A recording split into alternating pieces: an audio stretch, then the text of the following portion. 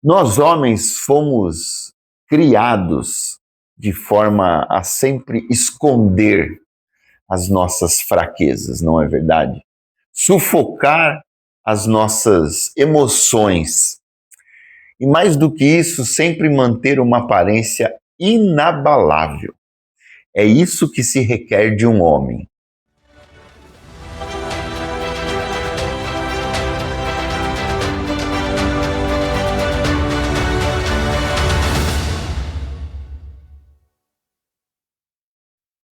Bom dia, bom dia, bom dia. Tudo bem aí com você? Por aqui tudo ótimo, com a graça de Deus, prontos para mais uma reflexão baseada na palavra de Deus para abençoar a sua vida, fortalecer a sua fé, renovar suas esperanças. Eu espero que você esteja bem, que o Senhor abençoe você, sua casa, sua família, seus negócios, seus projetos, seus sonhos. Seja abençoado. Eu quero pedir para você, se é novo por aqui, a se inscrever no nosso canal, ativar o sininho para receber as notificações. Sempre que a gente subir um vídeo novo, você vai ser notificado. Mas para isso precisa ativar o sininho. E também deixar o seu like ou o seu dislike, não tem problema. Deixar um comentário. E mais importante do que isso, compartilhar nos seus contatos, nas suas redes, na sua família, com seus amigos, no WhatsApp, no seu Instagram, Facebook, onde você puder colocar essa mensagem para lá. Alcançar o maior número de pessoas, eu agradeço você por isso. Amém? Vamos falar um pouquinho sobre a palavra de Deus. Na segunda-feira a gente falou alguma coisa relacionada aos homens, na quarta sobre batismo, e tenho visto que a repercussão é muito boa. Isso me alegra bastante o coração. E hoje eu quero falar ainda voltado para os homens, porque eu tenho trabalhado na elaboração de um curso para homens da nossa igreja e tenho aprendido bastante coisa e quero compartilhar com vocês hoje. Amém? Vamos lá. Nós homens fomos criados de forma a sempre esconder as nossas fraquezas, não é verdade? Sufocar as nossas emoções. E mais do que isso, sempre manter uma aparência inabalável. É isso que se requer de um homem. Mas será que é isso que a palavra de Deus orienta para que nós sejamos homens fortes? Vamos pensar juntos sobre isso? O que a palavra de Deus diz sobre um verdadeiro homem? Quais são as características, quais são as qualidades de um homem vencedor? Tem um texto que a gente encontra lá no livro do profeta Isaías, no capítulo 30, que me chama a atenção. Ele aparentemente está falando de uma coisa, mas eu consigo aplicar ele para outra coisa.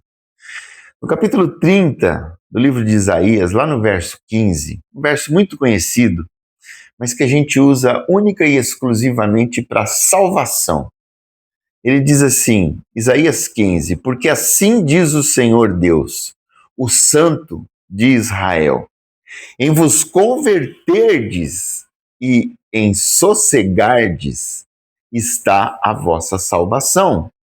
Na tranquilidade e na confiança, a vossa força, mas não o quisestes. Esse versículo a gente usa muito ele para falar de salvação. Quando eu era do mundo, encontrei Jesus, agora sou salvo.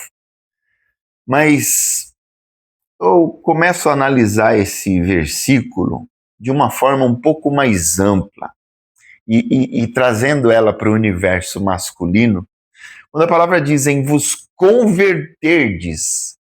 Ora, conversão conota uma mudança de direção. Eu estou indo num caminho, eu me converto e vou para outra direção, para outro caminho.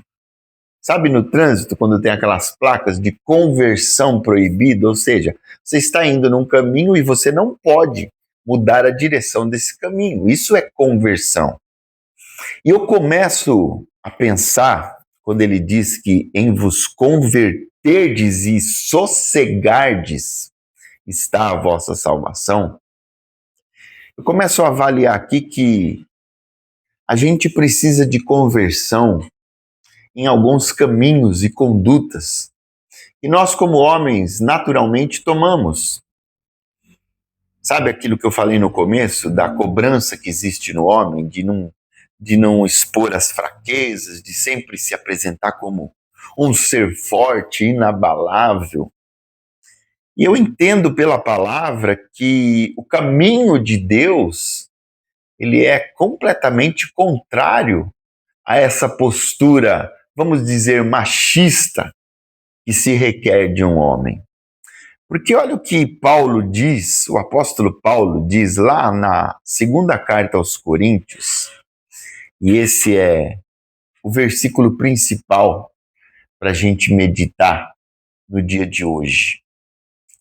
Segunda carta de Paulo aos Coríntios, no capítulo 12, é um texto muito conhecido quando Paulo está falando sobre o espinho na carne. Eu vou ler o texto todo. A partir do verso 7, segundo aos Coríntios, capítulo 12, a partir do verso 7, diz assim a palavra do Senhor. E para que não me ensoberbecesse com a grandeza das revelações, foi-me posto um espinho na carne, mensageiro de Satanás, para me esbofetear, a fim de que não me exalte. E por mais que os homens teólogos tentem descobrir que espinho era esse na carne de Paulo, a Bíblia não fala. Por que a Bíblia não fala, entendo eu? Porque a ênfase, o foco não é no espinho, mas no que vem agora. Verso 8. Por causa disto, 3 vezes pedi ao Senhor que o afastasse de mim. A resposta de Deus é tremenda. Verso 9. Então ele me disse: a minha graça te basta, porque o poder se aperfeiçoa na fraqueza. De boa vontade, pois, mais me gloriarei nas fraquezas, para que sobre mim repouse o poder de Cristo. Pelo que sinto prazer nas fraquezas, nas injúrias, nas necessidades, nas perseguições, nas angústias, por amor de Cristo, porque quando sou fraco, então é que sou forte. Olha essas expressões de Paulo. Paulo tem um espinho na carne que a gente não sabe qual é, e ele pede para o Senhor tirar esse espinho. E Deus responde para ele dizendo: Paulo, a minha graça te basta, ela é suficiente para você. Mas me chama a atenção as expressões, as declarações de Paulo quando ele entende isso. Olha isso aqui: me gloriarei nas fraquezas. Sinto prazer nas fraquezas. E aí ele finaliza dizendo: quando sou fraco, então é que sou forte. Sabe, o Evangelho, ele nos revela uma verdade muito poderosa e libertadora. A verdadeira força de um homem nasce da sua fraqueza exposta diante de Deus. Paulo não somente reconheceu a sua fraqueza, ele se gloriou nela. Olha que coisa, que paradigma, que contradição daquilo que é exigido de nós homens. Quando a sociedade diz que eu tenho que ser forte, eu tenho que ser poderoso, inabalável, a gente encontra um apóstolo Paulo, e olha que se tem homem forte é esse apóstolo Paulo. Mas a gente encontra um apóstolo Paulo se gloriando nas suas fraquezas, nas suas limitações. E ao contrário disso, a gente tem uma sociedade jogando na nossa cara diariamente que homem não chora. Jesus chorou. Sabe, foi na fraqueza de Jesus na cruz, onde ele de forma vulnerável e exposta para todo mundo, foi ali onde ele obteve a maior vitória para a humanidade, a nossa salvação. Jesus estava ali completamente fragilizado, quase nu, pregado numa cruz, exposto para todo mundo ver. Tanto que ele vira para Deus e fala: Deus meu, por que me desamparaste?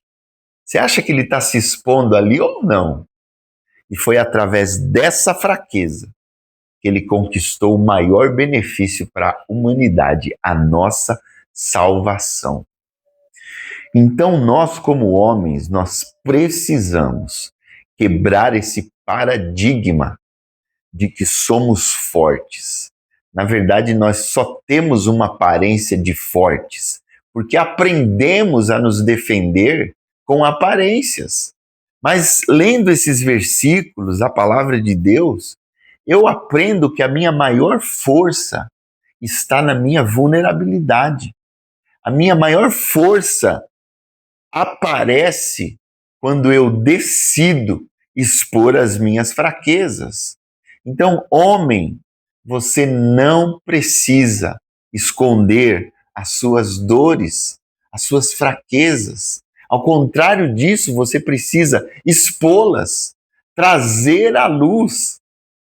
A gente precisa aprender a expor as nossas fraquezas diante de Deus e de irmãos confiáveis.